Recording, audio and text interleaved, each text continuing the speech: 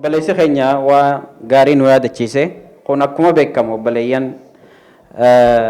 namni gartee waa barate jedhamu tokko barumsi yuunivarsiitii keessatti baratamu akka qulfii takka akka bantuutti si laatama achi booda abbaatu itti dabalata akkuma sheekotiin teenya yeruma hundaa'u dubbattutti ummanni saayintistoota warreen waa'ee kana riseerchii godhan wanni isaan jedhan namni guyyatti fuula 20 hin dubbifne nama wallaalaa keessatti lakkaawamaa jedhan namni guyya fuula 20 hin dubbifne sheekni keenya sheekh Abdullatiif wanni jedhan dirqama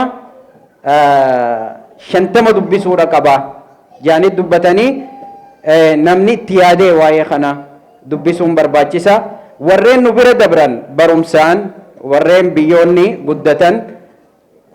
kanaani namni isaanii baay'ee qaraa baay'ee dubbisa fiildii ittiin baate san osoo hin tahin waan adda addaa dubbisuun barbaachisaadha nama hundaafuu akkasuma dubartiinis gahee qabdi nuti daa'ima xiqqoo takka asitti dhiyeessuu barbaanna hanga isiin qophooytu intala kumarraati naan jedhanii turanii walaloo qabdii jedhan dubartiin gahee guddoo qabdi ummata keessatti namtichi adiisuun jedhamu saayintistii beekamaa addunyaa irratti isa elektirika kana nuuf baase yeroo 24,000 yaalee 24,000 sanitti bakkaan ga'uu dadhabee achi booda yaaliinsaa bakka geesse adiisuun nama akkasiiti garuu qissaan inni qabu histiriin inni qabu ta ajaa'ibaati mana barumsaarraa dabdaabbeen barreeffamtee fi deemi ummaa teetitti laadhu yaaniini deemee itti kanne ummaa isaatti gahee dubartii ilaala gahee ajaa'ibaati obboleeyyan guddisa keessatti maal jeet yaa ummatiyya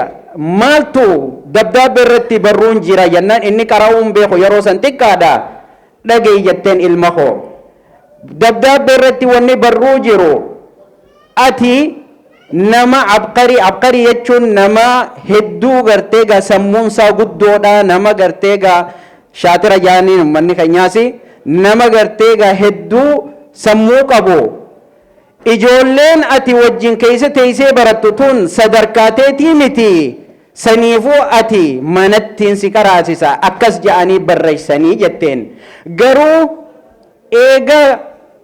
teessiftee manatti ifi qaraasisuu eegalte yeroo dheertuu booda eega inni nama ta'e if baree waraqaa san haati keeysee turte gaafa banee hogguu laalu maaltu irra barreessuu jira irratti wanni barreeffamee jiru ilmi kee kun gowwaadha waa takkan fahamu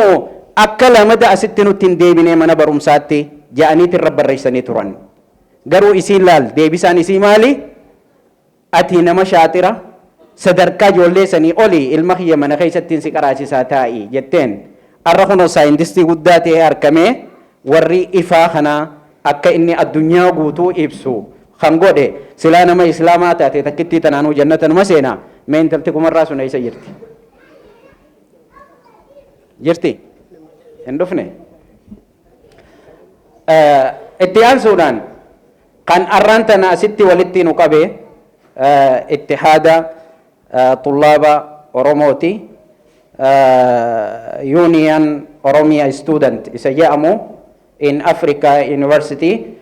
إسرة وإسرة خنو دبتو بليس خنيا أحمد بدروتي ما إن دفع ويا خنرا جباب سي أكا إرانو همو بربانا نمنه هندينو نوبيخا والما قالت تجارو إردي بنيتس لقيهم برباتشسا السلام عليكم ورحمة الله وبركاته أكما بكمو تكمان براتوتا ورمو بيا سودان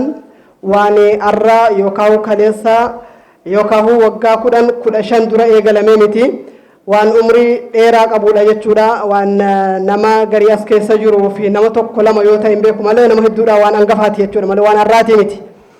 تكمان براتوتا ورمو بيا سودان تأسس عام 1976 عام 1976 بركمة تقوف لبس قلي في ترباتمي جاءتي كان نيغلمي تكمان براتوتا ورمو بيا سودان جتشورا مالي في قلمي مالها قرولا في قلمي جنان barattoota Oromoo biyya kana keessa jiran sadarkaa isaan keessa jiran hundarraa khalwaa bakka qur'aanni itti haffazamurraa ka'ee hanga ma'ahada sadarkaa shahaadaa sanawiyyaa yookaan kutaa 12 ka digrii tokkoffaa irraa ka lammaffaa irraa doktoritii barataa jiranurraa bakka isaan jiranutti isaanii waliin tawaasula yookaan walitti dhufeenya godhee walitti dhufeenya isaanii waliin godhee akka barattoonni kun itti wal argan walitti dhufanii wal baran taasisuudhaaf kan ijaaramedha. Akkasuma sadarkaa barumsa isaan irra jiran irratti gargaarsa isaanii gochuudhaaf kan ijaaramedha. Warra haarawaa biyyarraa dhufuutti jiran hogguu isaan dhufanii jedhan haala isaan ittiin barumsa seenanu isaanii sirreessuudhaaf yookaan haala isaan ittiin barumsa argatan gochuudhaaf kan ijaaramedha jechuudha. Akkasuma barattoota kana hogguu biyyarraa dhufanii jedhan nama hin beekanu lafa hin beekanu bakka jireenyaa illee haalli jireenyaa ulfaataadha waan ta'e jennaan isaanii waliin dhaabbatanii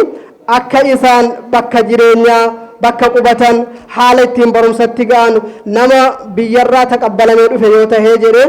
ijraa'aata barbaachisaa ta'een dhaabbatanii wajjiniin fixuudhaaf kan ijaaramedha jechuudha. Kana qofaa osoo hin ta'in leenjii adda addaa barattoota kanaaf kennuudhaaf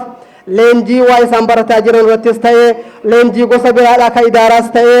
walga'ii gurguddaa ummata isaa as keessa jiran waliin akkuma as dura godhamaa ture akka fakkeenyaatti yoo fudhanne 2012 godhamee ture tokkummaan barattoota Oromoo biyya Suudaan jiru ummata Oromoo biyya kana keessa jiru wajjin walgahii godhee wal argee ummata kana barsiisee ture akkasuma 2013 wala 14 wanna kana godhameetti ture yeroo hedduu kan irra deebi'ee godhamaa jirudha jechuudha. Maaliif wanni kuni walitti dhufeenyi gidduu ummataatii fi gidduu barattootaatti akka argamuudhaaf kan godhamaa turedha jechuudha.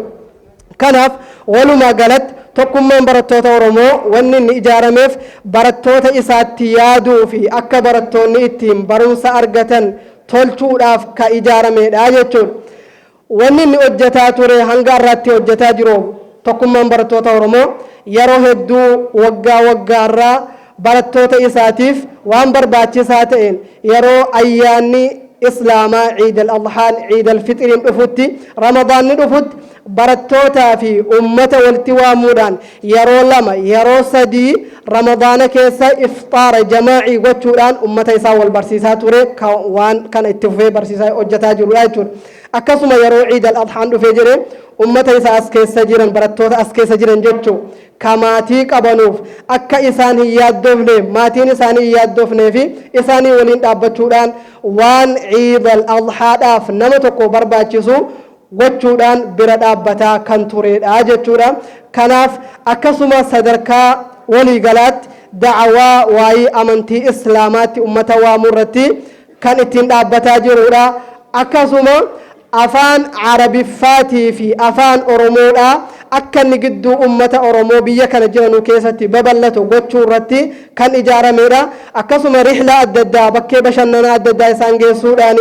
waan akka walitti dhufeenya torbee tokkoof guyyaa afuriif bakka tokko barataan wajjiniin taa'ee barumsa adda addaadhaa walirraa argatu kan godhaa turedha. Akkasumatti itti fufaa jirudha insha Allahu ta'ala. Karaa gabaabaadhaan tokkummaan barattoota Oromoo kan kana hojjetaa turedha jechuudha. Waan na dhaggeeffataniif galatooma. Ahmad Badroo galatoomii isaan jecha akkasuma itti aansuudhaan barattoota Afrikaa Yuunivarsiitii keessa baratan kan ta'u walumaa galattuu Yuunivarsiitii Suudaan keessatti argaman barattoota hedduutu jira. Akkasuma namni ammas fiildii adda addaati barachaa jira. Fiildii kan gartee ikoonomiitii jira, kan aartiitii jira, akkasuma fiildii saayikolojiitu jira, akkasuma laangweejiitu jira, meedisinii jira, injiinaraa jira,